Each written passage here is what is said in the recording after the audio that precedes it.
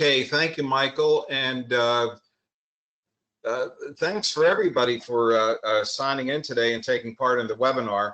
As you are aware, that we're in the coronavirus case, the coronavirus crisis in our country, and if you are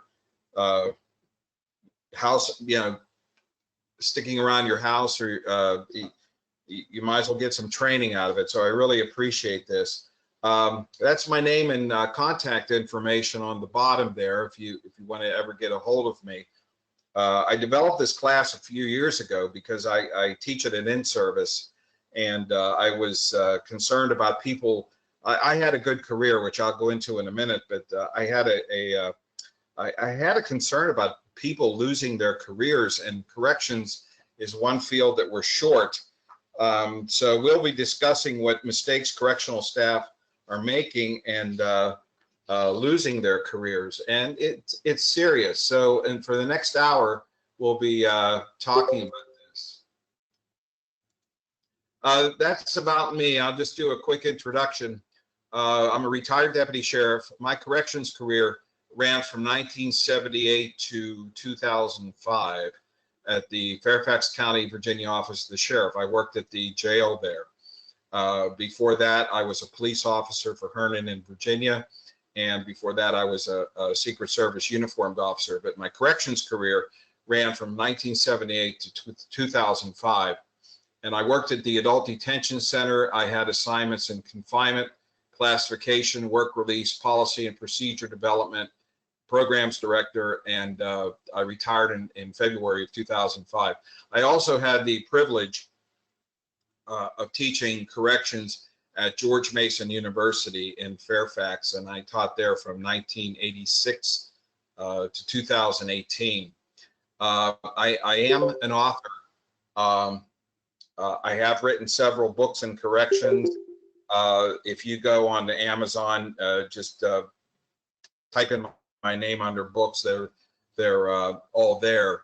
The most recent was the recent book was the Correctional Officer: A Practical Guide, 3rd edition, for Carolina Academic Press. That came out in 2017. And the one I guess I'm most known for is The Art of the Con, Avoiding Offender Manipulation, from ACA, and that came out in 2009. I am a trainer. I have I do in-service and basic corrections classes for 7 criminal justice academies in Virginia. I really enjoy that. I like keeping my hand in, and I think that as a retiree, you develop your staff. That's your legacy, not only of you as a trainer, but the agencies. If they develop good staff, people coming up, that's good. And Iactp, I've been a member from 1987 to present, and I have been on the board. And Iactp is a wonderful organization. I try to make the conferences and when I can. But let's take a look at the subject, okay? And if you look at the dictionary, the word pitfall is an hidden or not easily recognized danger or difficulty. We all have synonyms for this this word. We've heard it called danger, downfall, precipice, off the cliff, slippery slope. In this economy, holding onto your job is very, very precious. If you started a career in corrections, you want to hold that onto that. And why mess it up? What are people doing to shotgun their career, so to speak? And I'm always researching my lesson plans, and I came across this from last year. And these were 2 corrections officers who were fired after they admitted they lied about performing security checks at a county jail because they just got comfortable and were too relaxed. And they appealed and tried to get their job back, and the agency said no. This was in New Jersey, and they admitted. They said one officer said he just got comfortable, and his partner said she became too relaxed. And that, in our line of work, that is not a very good reason for not doing your job. And I'm thinking, wow, what a pitfall what a hole they stepped into, and so forth. So pitfalls are like quicksand. You can get stuck, and if you're lucky, you can extricate yourself out. You can get out of it, and you don't step into the quicksand again. But other mistakes can pull you right down, others and yourself. And the importance of all of us acting together and watching out for each other, which is a central theme I'm going to get to. We have to watch out for each other. Now, as corrections under a microscope, we deal with mentally ill inmates. Isolation comes up. And then when there's escape, like those are the 3 inmates escaped from the Orange County Jail, I believe that was back in 2016. And by befriending a civilian, tunneling out, rappelling down, I believe rappelling down the roof. I mean, the news gets a hold of stories like this, and it's like, wow, what's going on in the jail, or what's going on in the prison? And it's embarrassing. And one of the things that it's embarrassing to corrections is when I teach a class, I go into contraband smuggling and how these inmates, how are they getting cell phones? I asked the class, how are they getting these? They're not being mailed in. They're not running out and buying them and coming back into the jail. It's staff bringing them in. And if you think of the news stories in the last couple of years, you think of New Orleans, and I don't think that picture there was taken at New Orleans, but when the media gets a hold of these stories, we're under a microscope. And I came across this story. This was out of St. Louis. A St. Louis jail officer who had outfitted his car with flashing red and blue strobe lights in the front windshield recently pulled over a motorist. He was trying to play cop, and the motorist he pulled over was an undercover police officer on his way to a patrol. And this makes Corrections One. It makes a news story, and it came from the St. Louis Post-Dispatch. And when people read the news online or they pick up the paper, they're wondering, what's going on? I mean, are these people trained? Is anybody supervising them, and so forth? Now, in corrections, you know, these things here, they're not good. They're embarrassing. They're bad. But there are some good things going on too. One, down here at the bottom left, we're dealing with mentally ill folks. We keep people safe. This officer, I believe, got an award, the Blue Flag, the Blue Lives Matter, and in corrections, it's the silver line, corrections matters. This up here is inmates planting a garden and growing things. And this one is from my own department, Fairfax. We have a program called Shop with a Sheriff, where needy kids, underprivileged kids, can go with a sheriff's deputy and get the things they need for school. There are some really good things happening in corrections, and I bet that everybody out there that's attending today, there are some good things happening in your department. But I think most of you will agree with me, as my classes do, that the media will come around when there's bad things that happen. And that's unfortunate. So what are we going to talk about today? Well, a couple of goals, okay? Every class has a goal. And review the basic skills of being a good jail, oh, it should be correctional worker, should have taken jail, because I want to talk about, you know, prison officers, jail officers, juvenile detention, probation and parole, pre-release, community corrections. And corrections is encompasses a lot of different jobs than just an officer. So forgive me for that little typo there, but I want to go into the good basic skills of being a good correctional worker, and then understand the results of bad ethics, negative mindsets, and inattentiveness to training. And when I first developed this class, I built it around 3 things: power, pressure, and responsibility, and that'll be phased in a little later. But I want to talk about the ethics, the negative mindsets that that some correctional workers, they think of these negative things and it cloud their thinking. So we'll be talking about that. Now, I do want to talk about, and you'll see this throughout the presentation, actual events, how several people derailed their careers. And there's a couple of court cases that I have towards the end where some people just did some stupid things, and identify several common sense ways to avoid career-ending pitfalls. And for many of you, this may be a refresher, okay? But you should have refreshers every once in a while. That's what in-service training is. Now, throughout the presentation, I have the chat box up. So if you enter a message or question or something, I'll try to address it throughout the presentation, or hopefully I'll get several questions and maybe we can talk about them at the end. Now, avoiding mistakes. Well, when you avoid mistakes, you maximize your career. You get different assignments. Your career is worthwhile. It's rewarding. And if you avoid mistakes, you retire successfully. And as a retiree, I had a good career and I have a good retirement. And that's what we all strive for, is a good retirement. And many of our agencies have really good retirement systems or retirement packages, benefits that we work for.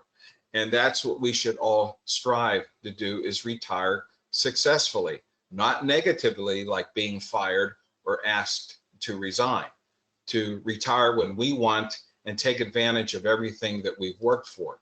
Another thing is to minimize the appearances before IA, internal affairs. And when your office phone rings and it's IA on the phone, I know your heart skips a beat, and little butterflies get into your stomach, but you want to minimize the appearances, or minimize or nullify, not have any appearances before internal affairs. And to maximize appearances at promotion ceremonies. Just about everybody that enters the line in corrections, new POs, new juvenile detention workers, new correctional officers, they work, they get seasoned, we all get experienced, and most of us want to get promoted, and we would like a promotion ceremony. It's a noble profession, a good career. Almost everyone wants to be promoted, and avoiding serious mistakes may help you move up, and many mistakes are avoidable if you keep a level head and common sense. Now, many you attending, you want to know this information, and I commend you for that. But do we watch out for each other? Because we're short-staffed. Most of the jail in-service classes that I do, I ask the jails the folks representing the jails, how short are you staffing? And we're short. So let's talk about correctional staff, the skills, your foundation. And no matter what job you have in corrections, your performance will be judged on 3 levels of skills, okay? And the first is security and procedural, and each is affected by the other. The second one is human relations, how you treat people. And the third one is informal skills, and each is affected by the other. If you treat people like dirt, you won't be performing security duties well enough to look out for their welfare. If you perform a job in a substandard manner, you'll have negative relations with people. The problem is that some officers who have been skirting this for years, they don't have very good skill sets, and sometimes supervisors let them slide, give them decent evaluations, and say they're like this, and we really can't change them, but we need the warm body on a post, let's say. It's not very good for the profession, and sooner or later, a lot of these folks get caught up in pitfalls. So here we'll talk about security and procedural skills first. Okay, knowledge of the rules and regulations. We get drummed, that gets drummed into us from the academy. The second one, team player, getting along with people, working well with people. Prevention of violence and sexual misconduct. And it is unfortunate that many of the negative news stories that come out about corrections concern negative misconduct and or sexual misconduct and violence. I can think of a few that I talk about in my classes, and one was the Mississippi jail where an inmate was beaten to death, and the officers involved all got prison sentences. That was back in 2006. And another one was the Baltimore City Detention Center. When that hits the news, it looks bad. It looks bad. We also want to use appropriate physical force. Appropriate physical force. And we want to protect lives of staff and inmates. That's why we have CPR, first responder training, and so forth. We want to maintain inmate control and safely. We don't want them getting hurt. And I have heard in my career people that have no idea what it's like to work in a correctional facility say, well, you know, if there's a child molester, let them get beat up and so forth. And then I have to explain to them that we're not going to let that happen no matter what the inmate has done. And we have to understand and protect inmates' rights. They do have rights. They have rights under the 4th Amendment. They have rights under the 1st Amendment, 8th Amendment, 14th Amendment against cruel and unusual punishment, lack of due process, the way we conduct searches. The new issue now is transgenders. We have PREA. They do have limited rights. The pitfall is not being trained and not developing these skills and not putting a priority on these skills. So if you talk about security and procedural skills, one thing is to maintain physical and mental proficiency to properly perform the duties. And the caricature on the right is the proverbial, cop with the donut type thing, okay? But we have to feel, now I'm not saying all of us go out and run a 26-mile marathon every week, but we have to feel good physically and we have to be clear mentally. And we have to have the proficiency in those two areas to do our duties.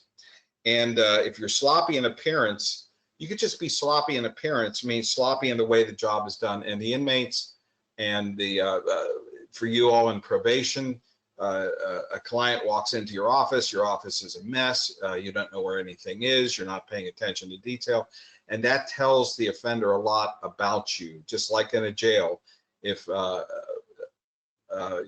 sloppy and you look tired, you're not in good physical shape, you don't have, it looks like you haven't slept, or it tells a lot about tells the offender a lot about you. And your appearance should command respect and exhibit professionalism. So we have to look and act like we feel good, we're thinking clearly, and we know what we're doing. The next one is human relations skills. Non-prejudiced, non-judgmental, humane. And I'm just working on an article for Lexapol on transgender housing and keeping safely confined transgender inmates. And one of the things that I go into is not being prejudicial, not judging them, being humane, keeping them safe. We have to do that, no matter who that inmate is, no matter what they have done. And positive relationships with staff, inmates and staff, and showing concern. And we have to also listen, watch, and care about inmates and colleagues. we have to watch out for each other. And these are human relation skills that we have to have. Also, polite and clear oral communications. We have to be able to talk to each other, or in writing as well too. And for problems, handling them calmly, giving counsel, giving good advice. And we have to react and recognize physical and behavioral changes. We have to care about the people in our custody or under our supervision. Now, the thing is, good advice, let's talk about that for a minute. If you want to step into a big pitfall, then if your supervisor reprimands you for something, and believe me, everybody listening has been called in, and we have been, well, the vernacular, you know, we've been chewed out, and we've been, called on the carpet, as we used to say, or if you still say that. And if the advice that a supervisor gives you, maybe you've done something wrong, if you take it constructively when you're reprimanded, you avoid the pitfall of holding a grudge or being insubordinate. Some officers or some staff might leave the supervisor's office thinking, okay, I didn't deserve that. I was right. My supervisor was wrong. I'm just going to do my job and get a paycheck, and that's it. That's not a very, very good mindset. So the way you take criticism, you can avoid a pitfall if you take it constructively. Other human relation skills: refer inmates to help with serious problems. Non-defensive and defensive and open to honest dialogue with the inmates and your staff. And be an effective people manager. These are all really, really good human relation skills. And diffuse and de-escalate crisis. And the job is stressful. The job is stressful. I know that. And you have to deal with the stress, but you also have to be, you also have to have human relation skills. And when you're doing this, determine the cause of the crisis. Just don't walk away. You can't walk away from problems in corrections because they will get worse. And like being physically and mentally capable, you have to handle the rigors, pressure, and stresses of CO work. So these are all human relation skills. And somebody was talking to me recently, it was my family, and they said, you know, how are jails dealing with the corona thing? And I said, hey, they're going in and working their shifts, and they're dealing with it. And it's like police officers, first responders, we deal with it. We go where we're needed. Now the informal roles, okay, and I like to put this in because I go over this in my classes. You have to be able to do these to be a good worker. You have to be part psychologist. You have to recognize symptoms of mental illness. You have to be a legal advisor. And I'm not saying you tell them what lawyer to get or what to plead in court or how to defend themselves in court, but there are questions about the legal system that offenders ask, and you have to have some working knowledge of what an arraignment is. How do I go about getting a court-appointed lawyer? I don't like my lawyer, so forth and so on. And with some offenders, you have to be a parent. You have to be an information agent, a counselor, and a diplomat. And these are all informal roles that everyone in corrections does. And if you handle them in the right way, you're going to have a good shift. If you ignore these roles, you're not going to have a good shift. The pitfall is narrow-minded viewpoint. And these roles help correctional staff, sworn and non-sworn, do the job, whether you work in an institution or not. A couple of other traits for corrections, okay? Good health, organized lifestyle, mature. A pitfall is being the opposite. Good management skills to maintain order. Good security skills, no matter if you're sworn or non-sworn, if you're a PO or CO or juvenile detention worker. And I like to include the juvenile folks because I don't think we do enough of that. You have to have these good skills, and you have to be aware of the public's trust. So this all boils down to some simple equations, okay? You have good skills, you have good work traits. You have good work traits, you have job longevity. You have job longevity, you have a good career. And if you have a good career, you'll have a good retirement. You should walk out of your agency proud of your career, proud of what you've accomplished. What I learned in 27 years of jail work is still serving me now. And I had a good career. I'm very proud of it. I'm not saying I was the best jail officer to ever walk the floors, but I think I had a good career, and I'm very proud of it, and it's still working for me. And that's what we all want. So you try to dodge these big pitfalls that I'm going to talk about. So let's have a couple of questions here. Where do some corrections staff, where do they go wrong? And what do I mean by point stupid? And I was taking some impact training class, and if you've heard of that, impact is very, very good training. And the instructor was talking about point stupid. So I thought, yeah, I never heard of that before. And what it is that you make such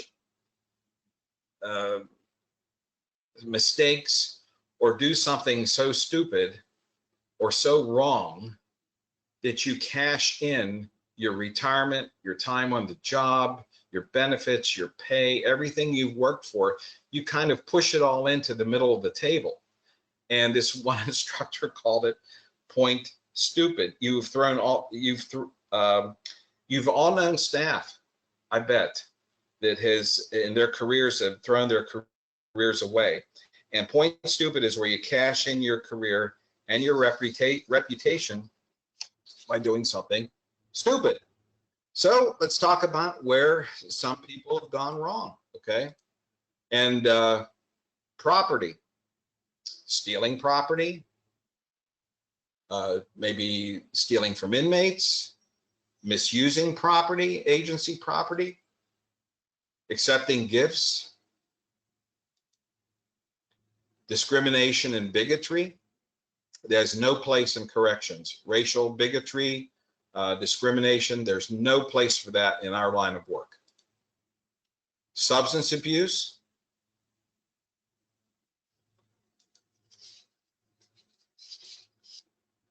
sexual harassment, misconduct. It keeps coming up and coming up and coming up.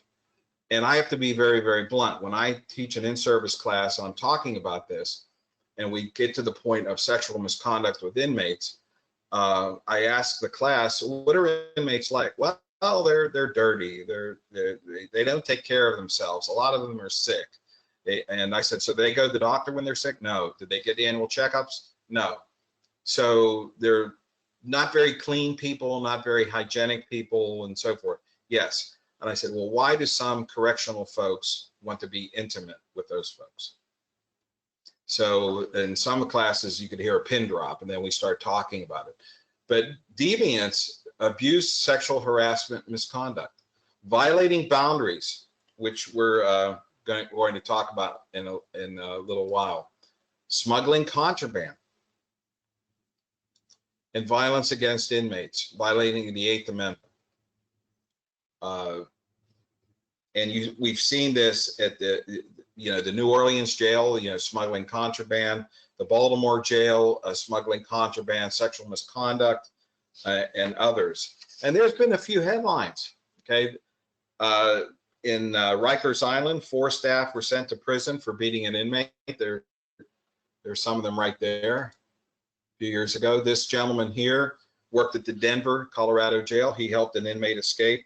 From the media reports that I read, the inmate said that he would pay him a couple of $100,000 to help them escape. And no, he didn't get a couple of $100,000. He got I think it was a 6-year prison term, but he helped an inmate escape. And in LA, a few years ago, 9 deputy sheriffs were arrested. So these deviant acts, these pitfalls that these people fall into, they make the news, and it's not good for our profession. Now, if you talk about ethics, okay, ethics must be recognized. So you want people with good ethics, and if you see a colleague doing something that's maybe not too ethical and they haven't really shot themselves in the foot yet, you must recognize that, get with the supervisor or get with them or their training officer and try to steer them the right way. But ethics must be practiced. When I go into in an in-service class, some of the jails that I've talked about, I know of one jail that I use as an example. The whole jail was a climate of corruption, a climate of unethical treatment of prisoners. But to avoid pitfalls, you must practice good ethics. And sometimes when you go into an in-service class and people, oh, another ethics class, but ethics must be recognized, they must be practiced, they must be believed. They must be believed. And they must be upheld by our supervisors and our trainers, and they must be enforced.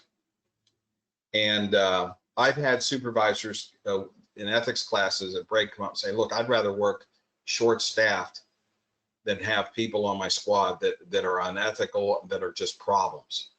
And it's a shame.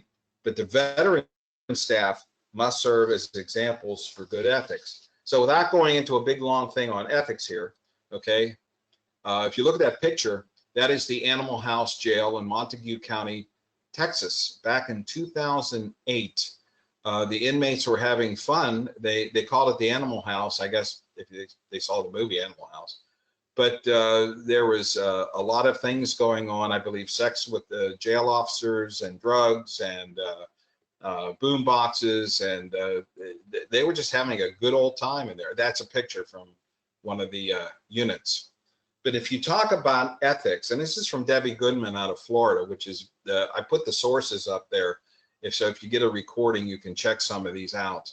A very, very good book. And the first thing is actions, the way you act. The actions you take every day will determine results. So if we're talking before about feeling healthy physically and mentally, do you do things to reduce your stress? Do you do things to keep in shape? Do you do things to feel good? Actions. And on the job too, actions, what you do. Don't lie, don't cheat. Don't lie to internal affairs. Don't lie to your supervisor. The second thing is beliefs. Belief in yourself, the profession, your family, your religion, your friends, the law, the code of ethics. Every department here in attendance, every department has a code of conduct, SOP. Do you believe in that?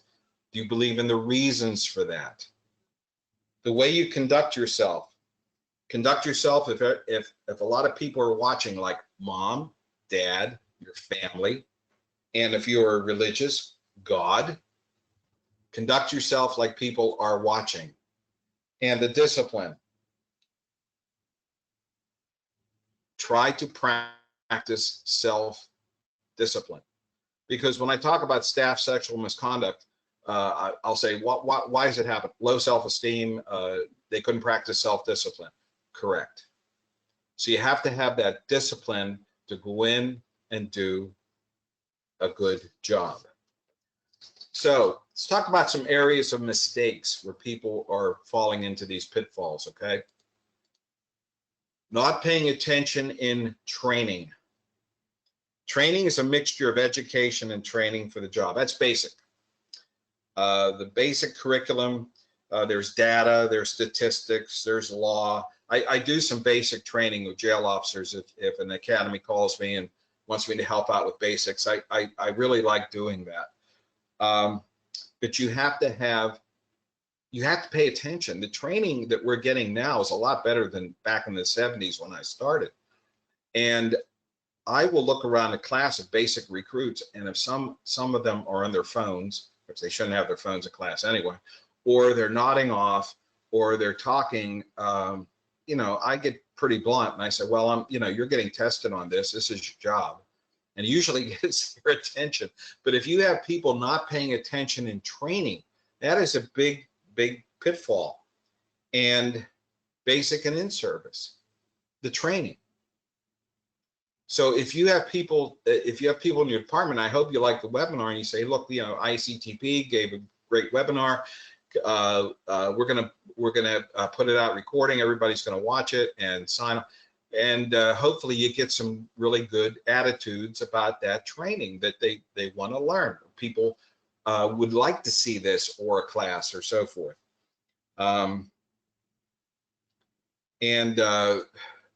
The clear consequences, violation of inmates' rights, sexual misconduct examples, and so forth. The training, it has to be mentioned in training. But the thing where people fall into pitfalls in training are their attitudes. I'm here for the hours. Why do I have to go through this training? I've been on the job 20 years and so forth. Some people just don't want to learn. And corrections is a field that's always changing. So you have to learn, you have to have training. How about this? Resisting or ignoring the direction and influence of key personnel. Your trainers, academy, and on-the-job trainers. And I just wrote a column for Corrections 1, should be out in a couple of days, on the first day of training the rookie and the field training officer and the dynamic between the two and how it can all work and benefit us. But you have to pay attention of key personnel. Trainers. I remember the first day I went to the academy, you know, hey, I'll listen to my trainers. I want to keep my job and I want to learn. The second one is the supervisors. You have to, supervisors have to be available, accessible, and look for the red flags of people who are unethical or going down what they call the slippery slope. But if you have people that resist or ignore the direction and influence of a supervisor, oh, the supervisor, he wants me to do it this way. Well, I know better than, that's a pitfall. That's a pitfall. And the third one I put in, because I do a class on developing the jail deputy, and I wanted to talk about mentors. And every department has mentors. Every department has mentors that the veterans that they're your anchors. So let's say you're running a jail squad and you have a few that they might not have rank, they might not be supervisors, but they're the steady ones that get the job done. Every correctional agency has them. And you can put a problem employee with that mentor, you can pair them up. And the mentor can be a good influence if the person doesn't resist or ignore them. Dangerous mindsets. They cloud the thinking. What the hell do they know? Oh, inmates don't have rights. They shouldn't have rights. Courts don't punish inmates enough, so we'll do it. Inmates are scum. These are dangerous, dangerous mindsets. And they can lead to mistakes in power, pressure, and responsibility. What if you have somebody that said they like to tease inmates? Yeah, tease them a little bit, you know. Make them jump through hoops. Tease them a little bit, you know. Always keep them guessing, you know. Put them down a lot. That's a dangerous mindset. Dangerous mindset. So the power relations with people, okay? Discrimination we mentioned. Ethnocentrism, my culture is the best. They might put down people of other minority groups or ethnic groups. Treating people as subhuman, very, very dangerous, very, very dangerous. And other acts of like harassing them, teasing them, not answering their questions. Being on power trips, it's not good to let the power go to your head. And I'm not saying you in attendance, but if you're supervisors or you know people that are really lording over inmates, that's not good, the power plays. Not all violent acts from rogue inmates physically harm inmates. Now, if you look at that picture, that is from Sarasota, Florida. the person on the bench, I believe, was arrested for he was arrested for some misdemeanor. He was a homeless guy. He was very, very hungry. So I put that up on a slide and I said to the class, what would you do? Well, if he's starving, God, we'll get him something to eat. We'll have the medics check him over. Well, the officers in that booking area decided to take a bag of peanuts and throw them on the floor and watch the guy crawl to eat them. And that's a power trip. That's a power trip. And I believe they were fired. Okay, so power plays like roughing up inmates, verbal harassment, you know, having the inmates afraid of you, you know, instilling the fear. I mean, yeah, offenders in jail, yes, they should be, you know, respectful, and they should be fear in a good way of the authority that we have. But that doesn't mean we harass them or retreat them badly. We don't want that kind of fear. We don't want them so afraid of us they're not going to come up and communicate with us. Now, I think that example there is that's a horrible example of fear. That's a horrible example of fear, and that was uncalled for. Okay, that was uncalled for. So yeah, you want inmates to fear. What I'm saying is you want them to adhere to the disciplinary rules and so forth. That kind of fear, the consequences, but things like that, no. Another thing is excessive violence. Now, put this picture up here. That is the inmate that was beaten to death at the Harrison County, Mississippi jail in 2006. There was a whole, it looked like a whole shift of deputies got prison time. One got life plus 20 years. The beating was videotaped. It was in the booking area of the jail. It was recorded. This one here, the gentleman at the lower left, he was a Alabama prison supervisor who was convicted in an inmate's death. From what I understand, the inmate was serving a 20-year sentence for drug conviction, and a female officer hit him when she caught him inappropriately touching himself on her rounds. He hit her back. She radioed for help. The inmate was beaten to death, and he is doing prison time. The gentleman up at the right-hand side, he was from Illinois. This was just last year. No, this was 5 years ago. He got a year in prison for mistreating a shackled detainee by jerking on the chains around his ankles, knocking him to a concrete floor, and breaking his nose and a tooth. And the video of that was played for the court, and really there was nothing he could say to defend himself. So power, excessive violence, no place for it. No place for it. The Know-It-All Club, I talk about that in my classes. Her name is Jamie Lee Bendel. She was a Washington state prison officer who was killed tragically, I believe, back in 2009 at the prison chapel. She was strangled to death by an inmate. She had suggested to her supervisors that the post should be made safer. There should be more personnel there. She had concerns about her safety when she worked that post, and nothing was done. And now she is deceased, unfortunately. And the family settled with the Department of Corrections in Washington State, and she's gone. But I'm thinking, if you're a supervisor or a trainer and a subordinate has a concern, listen to them. Don't say you know it all, because sometimes you don't know it all.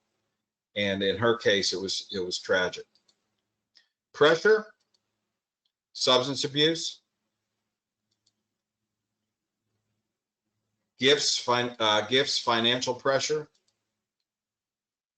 and trouble with command presence and firmness, boundaries, and sex. This the lady in this picture is a Oklahoma jail officer that she was convicted of second-degree rape for having sex with a male inmate, and she is probably going to go to prison.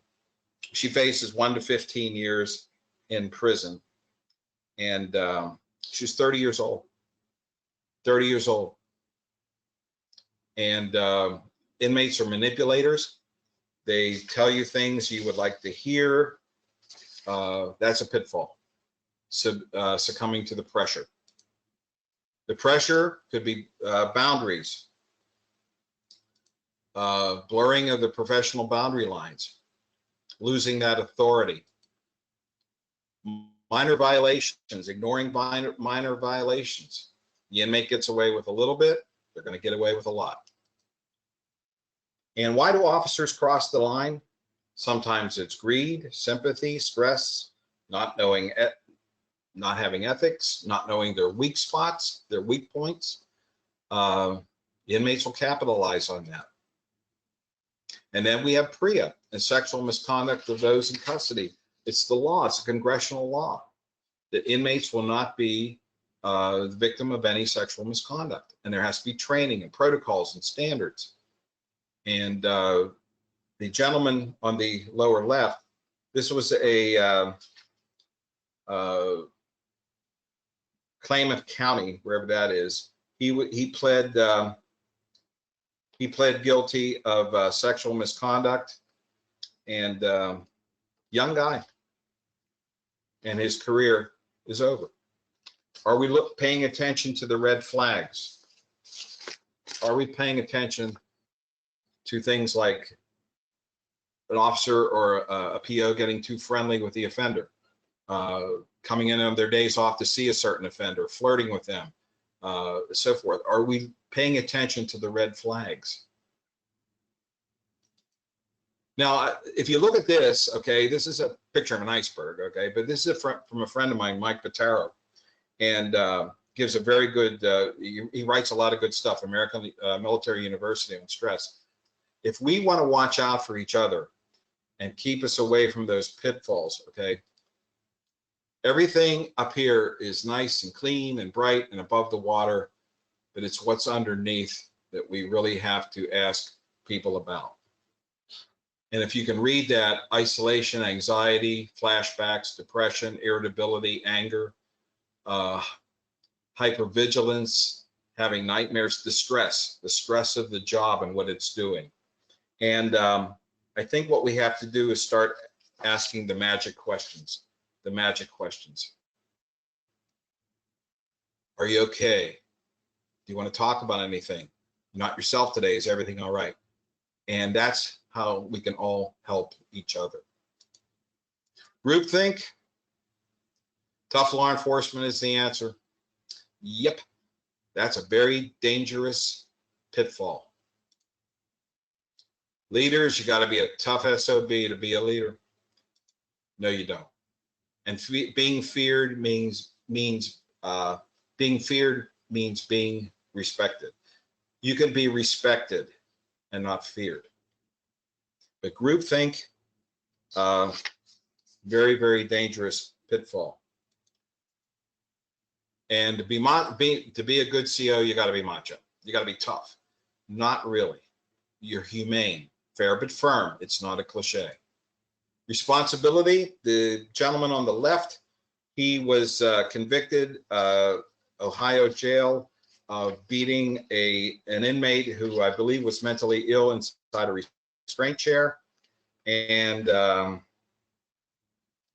the South Florida Reception Center, 2017, some officers were convicted of beating inmates and exercising their own brands of discipline.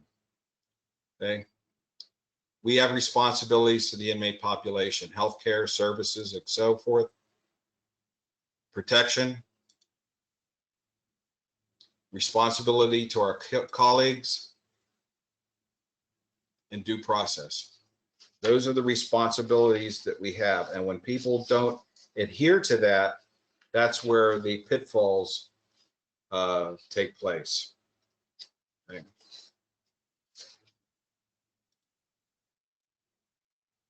And the public trust. Public trust. When you walk into a big hole, a pitfall, you're not thinking of the public trust. Now, a couple of cases here, okay?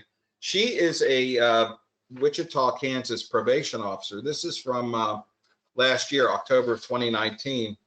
And she was accused of giving cash and other things of value to a woman on probation. She was a client, she was a probationer. The woman was pregnant and she wanted to get the woman's baby for adoption. And she violated a lot of ethical rules. So her career is gone. Here's some cases for you. If you get the recording, or if you want any more information on these, you feel free to call me. Okay. The two inmates sued Polk County between 2011 and 2014. They sued that a male jail officer had a sexual relationship with them. He pleaded guilty to several offenses of sexual assault, and the court reversed the liability against the county and awarded $2 million in compensatory damages and $3.7 million in punitive damages against the officer. And he is serving a 30-year sentence for sexual assault. Now, this next one is Hatch versus Franklin County, and an interesting case. An Franklin County jail officer was fired for making inappropriate sexual comments to an inmate. The officer sued, claimed that she was fired for anxiety and depression, violating ADA, Americans with Disabilities Act. But when she was hired, she did not disclose that. She was talking about her sex life and some other things to inmates, and she was fired, and she tried to get her job back, and it didn't work. Okay. US v. Broussard was a case, I believe, out of Louisiana, where a supervisor, his squad, liked to beat inmates using a baton and some the beatings were disgusting, and he got a prison time and so forth. And you can look that case up. Okay, very, very, very sad that his career's gone, but he made that choice. And then I just told you about her. Social media, just real quick, because I know we're time-wise. People in corrections get in trouble on social media. So some advice about social media for you. And there's 3 of them right there, okay? Protect yourself. Use the internet positively. There was a thing going around, something going around corrections. I believe it was in Texas and some other states. The hashtag feeling cute. Feeling cute, I might gas the inmates on my block today. Feeling cute, I might do this, might do that. And once it's out there in cyberspace, it's out there. No bad photos, guns, alcohol. These are things corrections people should not be doing. These are big pitfalls. Criticizing the agency, colleagues, so forth. Risque photos, embarrassing, poor taste, especially people in uniform. Once you click and you post, it's out there. Now you could take it down, but somebody can take a screenshot of it. So social media has been getting us into trouble. And there's some other things about social media too. Me, I don't want a social media page. I have my blogs on Corrections One, Corrections Connection. I got my Amazon author page. I don't want anything else. That's me. But if you do have a Facebook page, be very, very careful how you use it. Postings online are not necessarily free speech. And some, this is from Matt Dolan, a North Carolina attorney, very, very good webinar he did. And he's on our side, by the way. And he said he's talked to some correction supervisors, and the officer will say, well, it's free speech. No, it's not necessarily free speech. Not if it embarrasses the agency or compromises the mission of the agency. Public employees are limited in free speech. Comments that are not protected criticize coworkers, superiors, and affect agency integrity. You should have a policy on social media. and it should be in your conduct unbecoming, your standards, or your SOP. And talk to your staff about that. How do we do to avoid the pitfalls?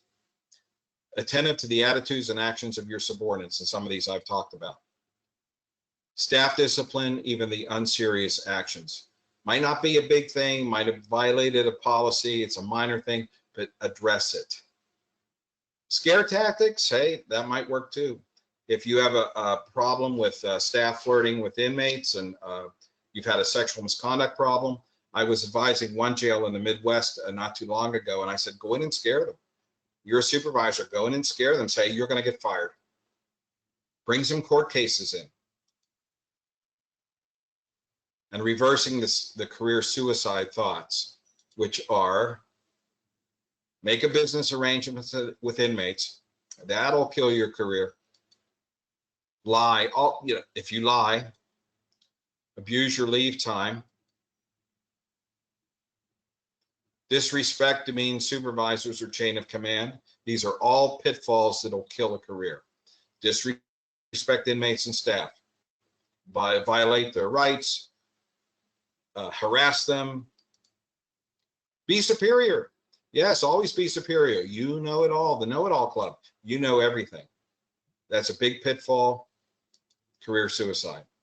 Let libido and emotions control you. Yep. Yes, don't have a level head. Don't be mature. Don't have clear thinking. Libido and emotions will do it. That will kill your career as well. That's from Joe Bouchard, who writes for Corrections One, Corrections Connection. Great guy if you look up his stuff. Some advice. If you are doing anything here that we have discussed, stop. If you know of subordinate or colleague that are doing anything that we've talked about, please take some actions. Talk to them before it's too late. Recognize the red flags, CO heading down the slippery slope. Get help with your stress. Very, very important. Get help with your stress. Be aware of manipulation, and that's a whole other topic for another webinar. But if you are stressed out, you're not doing your job well, not paying attention, you're sloppy mentally, sloppy physically, inmates are going to move right in. Work with your supervisors. You don't have to like them, but they're supposed to watch out for you, watch out for them, work with them. And be careful about social media and groupthink. Okay. And I think I got it in under the hour. Okay, this concludes the webinar. Thank you for your attention and good luck. Be safe with this coronavirus problem that we're all dealing with. Please be safe and in all ways in your job and corrections. There's my contact information, and if you have, I don't see any chat questions, but if you have questions for me, there's my email, adjinstructor@hotmail.com, and that's my cell phone number. You can call me and I'd be glad to help you out or give you advice or steer you to some good material and so forth. And Mike, I will turn it back over to you, and thank you for everybody for your attention and attending. Thank you very, very much. Mike? Thank you, Gary. Great information. We appreciate your time, and we'll be in touch with all of the participants with some follow-up information and a copy of the certificate of attendance for today. Our next webinar will be in June, and we'll be sending out some information about that very soon. Thank you. Thank you.